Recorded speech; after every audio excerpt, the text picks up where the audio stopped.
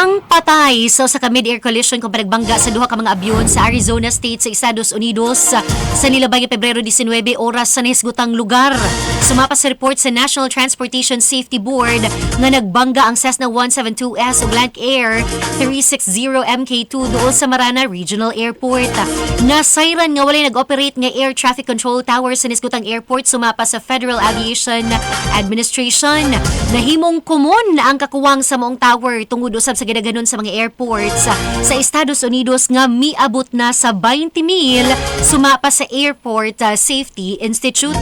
Apan taliwa sa kakulangan sa tower, nagsulod gihapon ang mga abyon sa Federal Aviation Regulations diin ang piloto gimandato nga mo anunsyo sa ilang posisyon sa kaubang mga piloto nga naa sa airport vicinity. Human sa nasagatang disgrasya na hagsa og misila o bagyod ang duha ka mga abyon nga miresulta sa pagkakalas sa duha ka mga tawo nga lulan sa tagsa ka mga abyon samtang wala ra na angol ang duha ka mga piloto niini. Gipasirad ang gilayon ng mong airport human nga gipahigayon ng investigasyon subay sa nahitabong disgrasya.